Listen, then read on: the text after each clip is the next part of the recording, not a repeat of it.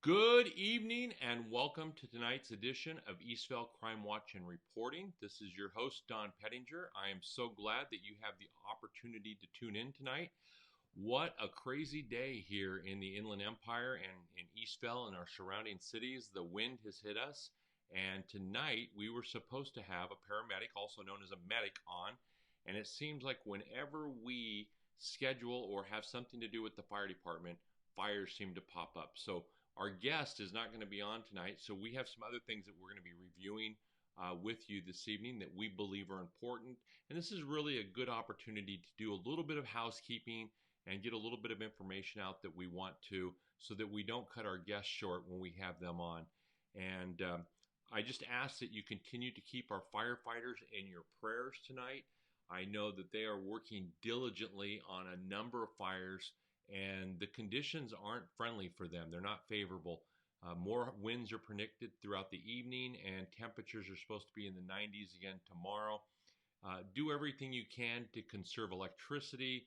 There are chances that SCE is saying that they potentially will be turning off our power. So if that is the case, try to have some flashlights in store and backed up. And that's part of a good disaster plan, having things ready. Also, you might want to have a transistor radio. You could have your cell phones and things like that to be able to get information too. But the more things that you have available to you, the better opportunity that you have of making it through a time if Edison turns off their power or something like that. So it looks like we have 4 people viewing so far, and I greatly appreciate that. Well, last week we had an amazing show for those of you that tuned in. We had Bill Van Dyke with the Northwestern Mosquito and Vector Control. That was a wonderful show. We had a number of viewers writing questions in, and Bill diligently answered each of those questions. He was upfront, forthright, and everything that he possibly could to eliminate fears and disprove falsehoods and really better educate us as a community. He also told us about some concerns with additional mosquitoes that they're finding and new grades of disease that they're carrying, and what exactly they are doing at his department to help keep us as a community safe. He provided us with his email address along with his website, and recently I've talked to him. He said this program was the best outreach that they have done that he knows of. We have had over 5,000 people view that interview between the Eastvale Crime Watch and Reporting page in the group section and also on the YouTube channel. And he's also passed the video along to some other individuals. So it was a great learning experience for everyone. You know, if just 10% of the population learns something from that, that's going to help us keep mosquitoes from developing here in the future or breeding in our pools or standing water, what a big win for us. But again, I'd like to thank Bill for coming on our show last week. He did a great community service, and I know some ask, well, how does that tie into the mission of the crime page? Well, the crime page focuses on community safety also, and there's not another thing that's probably more important than the health of our community. We don't want a pandemic or an epidemic breaking out of anything from the possibly plague that could be carried from fleas and different types of insects like that. So the information he shared was helpful. If you did not get a chance to watch that show, I highly encourage that you go back and watch it. And if you come up with any questions, he's still taking emails and phone calls. And the other great thing he'll do is he'll get literature out to you if you need it. Well, after that, I kind of want to review about the Eastvale Crime Watch and Reporting page group. That's where you are watching this right now. Our group has I think it's about 9,300, 9,400 members. And each of those members have gone through a screening process. Some of you may remember it, and some of you may not. But we basically have 3 questions that we ask all potential members. The first question is, what's your zip code and what street do you live on? It doesn't necessarily mean we're not going to approve you if you live in Norco and you're right on the border, or you live in Chino and you're right on the border. We just need to know, so as we're looking at our tracking, we want to make sure that our page and our group really focuses on the city of Eastvale. And any information that we can provide the surrounding areas that are close, that's even better at keeping us safe. And so in order to get on, that's the first set of questions you have to answer. The second question is, do you support the mission of our page? And we clearly lay it out. The mission of our page is to support law enforcement, come alongside them, and be a tool that they can use through Neighborhood Watch, through videos, through Ring doorbell apps, and just being overall good witnesses and keeping our neighborhoods safe. And you have to be able to answer yes there. And I really give it to some individuals. They put no, and I got to tell you, they don't become a member of the group, because that's not someone that we want in the group if you can't support those basic tenets of what we stand for. And then the final question really is, are you over 18? And the reason we do that is we want to know that we're dealing with adults that are in here. We're not having juveniles, although we do have sometimes adults who act like kids. And when that does happen, the administration takes appropriate action. Another stat that I want to share with you is, it's not something that we're proud of, but we kind of hold as a badge of honor. We only approve 40% of the individuals that request membership to our page. If we went back and looked at the number of people we have blocked and the number of people that we haven't approved, we would be over 15,000 members right now. But over the last 3 years, we've held true to that, and it's really done our group a really good thing. And that is because of all the hard work of the group administrators, and that's Mike Gayton, G. Goot, David Ruggio, and Eric Martin. I know I mention their names every week, and the reason for it is, as a team, we work very hard to keep this page, and it's me who you're seeing FaceTime with, but they're working just as hard behind the scenes. And if you look, sometimes you're getting comments or activity from admin almost 24 hours a day, and that's pretty unique. And we all take this page group very serious. Now, another thing that we're getting ready to add, and that some of you may have noticed, is we have created a page. It's called Eastvale Crime Watch and Reporting page. All that requires is a like, and we strongly encourage all of you to go like that. If you have friends and family throughout the United States, throughout the world, invite them to join that page. We can have 15, 20, 30,000 members on that section, because you're going to ask yourself, well, what's the difference? The difference is we're going to post helpful information there. A perfect example would be our interview last week with Bill Van Dyke. That would be something we will share on the page, because it helps the overall community stay safer, and that helps us all stay safer. Something such as the new stop sign that went in on 68th and Sumner. We might give an update there about how to pay attention for that. Watch for the stop sign. Be a little cautious as you're coming up to it. Share with a friend, hey, did you see the new stop sign?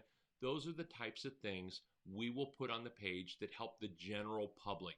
Things that we will not post there are sensitive things, such as Ring doorbell videos, or this suspicious person is walking around, because we need to keep that in an area that we have some containment over and that we're constantly watching. And because we go through and we vet as many people as possible, the chances of possibly the bad guy being in that section are greatly improved that they are not. And that's why we're going to do this the way we've designed it now. So invite everybody you know to join the Eastvale Crime Watch and Reporting page, and continue to invite your friends to join the group. That's a private setting area where we will go through and you have to answer questions. An important thing is, if you invite someone, they don't automatically join the group. We still go through, they have to answer the questions, and then we review their page. And you will be surprised, in going through these pages, we have found people that have been arrested for past crimes that have happened in the city, people whose videos have been posted for breaking into things, and we have been very cautious and diligent in trying to keep that page as clean as possible. So those are the two differences between the crime page and the crime group. And sometimes we intertwine those words, and I just want to make sure that you know what the difference are. And we do this for you, and we just ask, if you continue to invite people to both of those segments, we can continue to grow and continue to help the community be safe. The next thing I want to talk to you about is 60 Seconds to Survive. We've been putting this out, this segment, every show that we've had, and we've talked about all different types of things. And tonight, I'm going to show you another multi-purpose tool that could really be helpful in your home. and that's this right here. It's a gas and water shutoff by Orbit. And if you take a look at this, you go, hey, that's a pretty cool looking tool. It is. It has a rubber handle that has steel in the inside. Right here, you could turn off a gas valve, and I know on week 1 we showed you this gas survival tool right here. We still want you to put this on your gas meter and have that available. And this is another handy one because right here on this point, this will help lift up a meter valve cover, those big concrete ones that JCSD have out. This will also go into the hole on the valve covers to lift that concrete basis off. And then at the bottom here, this will turn off the main water valve to your house. And then right below it, the outer edges will open up an irrigation box. You may say, okay, hey Don, how does this really help in a disaster? Well, if there's an earthquake and a water main breaks, this is going to be a valuable tool to go out and turn your water off. Let's look at a minor inconvenience that could turn into a disaster, and that could be, let's say your water heater breaks, a pipe breaks in your house, and you go out and you try to turn off the water. Let me tell you firsthand, you cannot turn off that water main very easily, and in some situations you can't, with a pair of channel locks or a pair of pliers, because that's down in there. You're trying to dig down in, and to do that, it's not possible. This little tool right here that's available on Amazon, go on there, order it. You could have it tomorrow, and you'll be spending about $7 for this thing, and just hang it inside your garage where your entire family knows. This could turn a minor inconvenience of having to buy a new water heater, the difference between it flooding out your garage and flooding your house while you're trying to get a plumber and call all your neighbors to see who can turn off your water. And now you have the potential for mold and replacing drywall and everything of that nature. So this is a handy little tool. And like I said, each week we're going to come through, show you another tool or a helpful tip. And if you follow each one of these for 52 weeks, you will be better set than 90% of the population in the United States to be able to handle a vast variety of disasters, inconveniences, earthquakes, fires, evacuations, water main breaks, gas main breaks, and things like that. So we hope that you're watching these. We hope some of you are actually going out each week, and Amazon makes it so easy. And in some situations, you could order this, and it would be here the same day. And it may cost you, if you put a budget of $20 to $30 a month, and I know they call it the latte factor, just don't go to Starbucks once or twice a month, and you will be able to fund all of these new things in your home. At the end of the year, go out and celebrate with all the improvements that you've made around your house to keep your family safe. So that concludes 60 Seconds to Survive. The next thing we want to talk to you about is this map. And unfortunately, we have seen this map put up on a couple of other pages. And what exactly is this map? Well, it so proudly states at the top that it's a crime report for zip code 92880, but it's not a crime report. This is just individuals who go on the Ring doorbell app and say, I had a theft, or I had a robbery, or I had an assault. This doesn't even guarantee that the victims or supposed victims have even contacted RSO to file a police report. This could be they thought something was missing, they put it out there, they realize it wasn't, or they even misclassify what a crime is. So someone's looking at this and they're thinking, oh my goodness, in 3 days we had 9 thefts, 1 robbery, and 1 assault. Well, that could possibly be, but the chances of it actually happening and this being true are very, very slim. The reports that you should count on are the ones that we put up, the crime stats from the Sheriff's Department through our city. Those are the most dependable. Those are accurate. Those are what police officers have come out and actually taken reports for, issued DR numbers for, and are actively following up. This causes, unfortunately, false pandemonium in a community and fear. Let me give you a perfect example. You do not have to be identified when you're posting stuff on a Ring doorbell. Neighbor 21, neighbor 18. And I will give you the perfect example of creating unnecessary fear. Last week, we had a 9-year-old go missing, and the community came together and was really out trying to look for the 9-year-old and do everything they could to help law enforcement, help the parent. It's perfect what we want to be as a community. But someone on the Ring doorbell app came out and posted that the helicopter was saying that a prisoner had escaped from the prison. That is irresponsible in so many ways. We saw them posting this, and we were immediately, as administrators, even posting on other people's pages, that's not true. A 9-year-old is missing. You can just imagine the unnecessary fear it creates in someone that you're thinking, someone who's coming in your house you weren't thinking of. You just heard that a prisoner escaped and they're coming in your home. That's where false information creates fear, when false expectations appear real. So we ask you, when somebody's posting this, take it with a grain of salt, and you really have to question what the motives are of someone who would be posting this as valid information, when the city and RSO does an amazing job of providing factual data. And if you're a member of the Crime Watch group, chances are good, if it was a valid theft, a valid robbery, you would see that here. So as we talk about that, there's another thing that the Sheriff's Department has really asked me to talk to you guys about. And as administrators, we think this is really funny.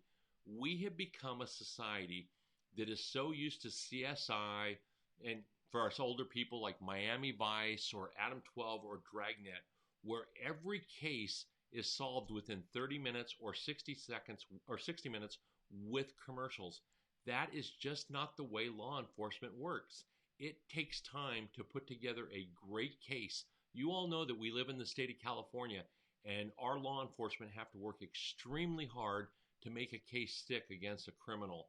And they have to dot their T's and cross their I's when they go into court, because juries and judges are having things tossed out at just the slightest mistake, although a criminal is guilty. So please allow RSO the time to properly investigate a crime and a crime report. They need to review videos. They need to talk to witnesses. They need to collaborate things and just put everything together, so when they go to the DA to get a search warrant or an arrest warrant, that they have factual information that will stand up when they get to court.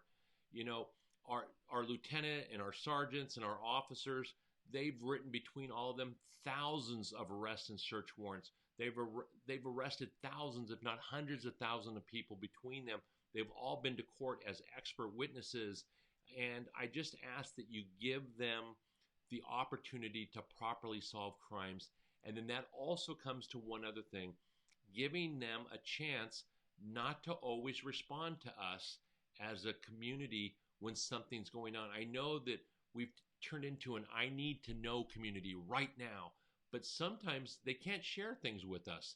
And the reason for that is they're waiting for a suspect who they might be watching to get lulled into a sense that, oh, the police department's really not focusing on this, and they may have a set team on them, which is a special enforcement team of deputies or detectives that could be following a potential suspect, and they want them to slip up and make a mistake. So allow our police department the time to investigate and build cases together. I know that we all want to know, and they will provide us with the information as soon as they can. Now, I can guarantee this: if the community or the neighborhoods or anyone was ever in immediate danger, they would be the first ones to issue press releases. They'd be knocking at doors. They would come on every social media outlet available to them and media to let us know as a community, this is what's happening, or if something were to come up. You know, when we can make a difference, such as in a lost child, they get the helicopter up there, they're posting it, they're communicating with us to get it on our pages, and good results happen. So you know that they will communicate with us when they can. So please, we just ask that you give them that latitude in solving crimes. So that pretty much concludes our show tonight, and it's unfortunate that we don't have a guest because the Dodgers aren't in it. The Lakers are up playing, I guess it's Golden State right now, and the Clippers, I'm not sure who they're playing, but it's a boring night on TV. Thursday Night Football is pretty boring, and we have a short show. But I see we've had a number of likes, and we've had a number of people viewing. I haven't had any comments that I've noticed come up. So Eastvale, we appreciate everything you do. Our admin team is asking to please like our page, Please invite people to our group that live in the community and remind them to answer those questions. And one other final thing we want to touch base on is common courtesy on the page. That's something we really try to strive for. We don't allow what we call the OP, original poster, to be attacked. If they post something that you don't agree with, scroll on. Just keep doing that and just don't comment. If you're going to say something mean, don't say something at all. And I know some of us don't always agree with what the original poster's posting. And let me give you a few examples just off the top of the head. And I know this may create discussion really quick, but let's say someone posts about vagrants going through trash cans. At the end of the day, that is a municipal code, and people are not allowed to do that within our city. So if someone posts that, don't come out what we call bashing the original poster, because what they're posting is someone breaking the law. If someone's in someone's yard picking fruit without asking, I agree. We have 100 big things going on that could use the attention of law enforcement, but that it is a crime. To go on someone's property, take things without their permission is a crime. It's easier sometimes, hey, did you knock at the door? And every person I know that's in this city, if they're growing fruits or vegetables, growing fruits or vegetables, and you were to knock on the door, they would happily let you have something. So that's what we mean by bashing the original poster. The stop sign, we had to delete a few posts because people coming out and saying, well, you should know better. You should automatically stop at the sign.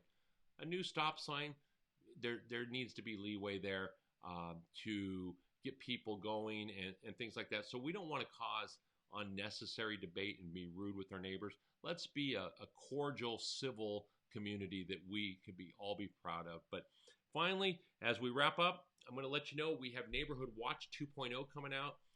Myself and Todd and Brandon, we're going to be sharing with you some really unique things that's going to take Neighborhood Watch to a whole nother level. We've talked to our captains about this, and we're almost ready to roll it with you. And you guys are going to flip at how prepared we are as a community. Well, Eastvale, I appreciate it. Boy, we got a lot of happy thumbs ups and a lot of smiley faces. And one person was crying when we were talking about people being mean, and I agree. So we can all be a little kinder. We've seen great things in our community. The girl's backpack at Eleanor Roosevelt that was stolen, we came together as a community, got her money to get a new laptop. We saw people come together to get her a new backpack. We saw people leave their homes and go door to door and look for a lost 9-year-old boy. We saw a number of community members come together and clean someone's yard who was having a hard time. And during a 97-degree day, it's just great being a good community. And I am so proud to live in our city, as is all the admin. We're blessed to have the leadership that we do. We may have problems, but there are problems. And if we all work together, we can make our city a better place. Eastvale, remember, there's no show next week. It's Halloween. I just ask all of you as parents, please go through your kids' candy. If it's on wrap, throw it away. If it looks suspicious, throw it away. It's just not worth it. Angela Gayton, hello. And Mrs. Rush, hello. Thank you for coming in. I appreciate both of you watching the show tonight. So anyway, back to our Halloween thing. Just throw the candy away. It's better to be safe than sorry. And for those of you who have asked, in the city of Eastvale, Halloween is on October 31st. It usually starts at sunset and goes till about 8:30. We get some of the rambunctious teenagers till 9 o'clock. And it really depends where you live on the city. On my block that I'm blessed to live on, we can have 400 to 700 trick-or-treaters come down our street, and it's quite a show. So we have to supply a lot of candy. I do know, talking to some of my neighbors in other parts of the city, they maybe get 30 or 40 trick-or-treaters. But anyway, be safe. No show next week. We'll come back the following week, and I'll let you know who our guest is going to be sometime this next week. Thank you, Eastvale. Stay strong, and it's a privilege to live in this community with you.